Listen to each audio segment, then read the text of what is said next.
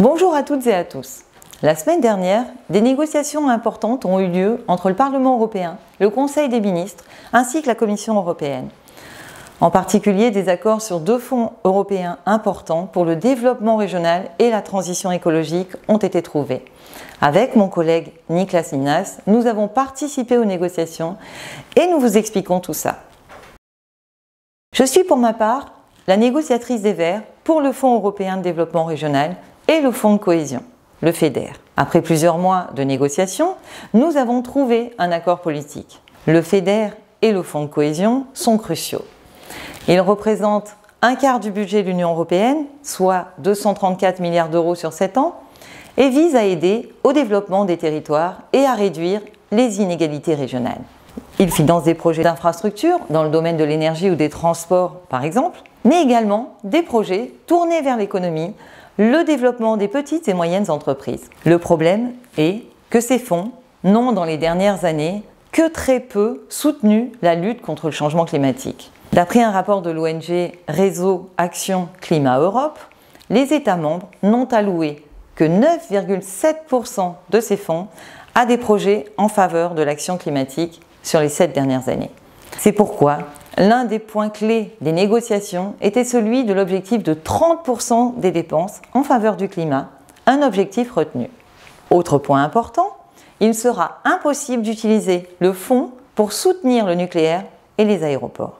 Enfin, nous avons obtenu la fin des subventions aux énergies fossiles d'ici 2025. C'est tard, mais c'est une avancée notable qui n'aurait pas été obtenue sans notre combat. D'ici là, le financement aux énergies fossiles sera très fortement limité. Le point le plus controversé concernait le soutien au gaz, incompatible à nos yeux avec les objectifs climat.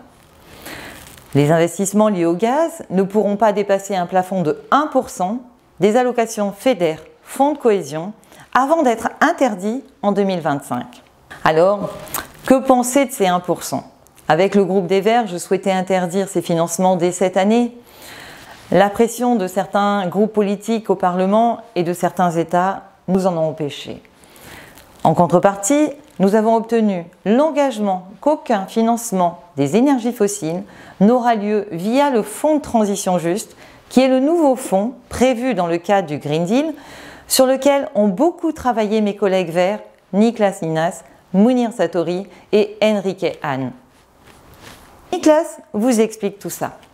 Mit dem Just Transition Fund, kurz JTF, haben wir das erste Instrument des europäischen Green Deal verabschiedet. 17,5 Milliarden Euro für einen gerechten Übergang in eine klimaneutrale Wirtschaft. Das Geld soll ehemaligen Kohleregionen helfen, eine neue Zukunft zu bekommen. Während der letzten 1,5 Jahre habe ich das Programm für die grüne Fraktion im Europaparlament verhandelt. Dabei habe ich versucht, ein JTF zu gestalten, der sein Versprechen einhält und Ökologie und soziale Gerechtigkeit wirklich zusammendenkt. Dazu 3 Punkte für euch. Erstens, wo grün draufsteht, da muss auch grün drin sein. Man hat zunächst versucht, eine Mogelpackung zu servieren.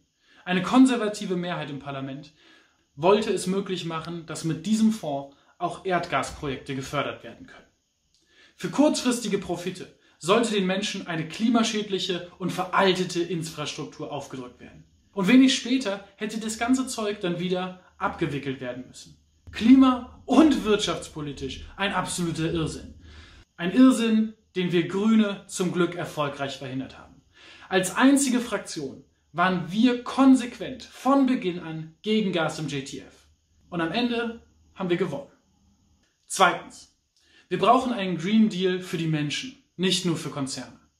Die enormen Profite, die wir in den nächsten Jahrzehnten mit grünen Investitionen machen können, müssen in allen Teilen der Bevölkerung ankommen. Europäische Förderung muss deswegen insbesondere auch kleine und mittlere Unternehmen fördern. Leider gab es auch hier schon wieder den Versuch von rechts, großen Unternehmen die Chance zu geben, mit Steuermitteln ihre Bilanz zu vergolden. Auch das konnten wir erfolgreich verhindern. Und drittens, Kultur und Sozialwesen sind nicht bloß nice to have. Wir müssen gesellschaftliche Strukturen stärken. Und dafür brauchen wir viel mehr als einfach nur Wirtschaftswachstum. Lebenswerte Regionen brauchen ein starkes Netz aus kulturellem Angebot und sozialen Projekten.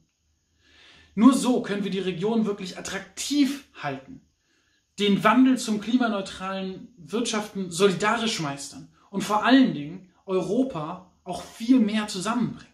Für all das haben wir Grüne im Europaparlament in den letzten Jahren gekämpft.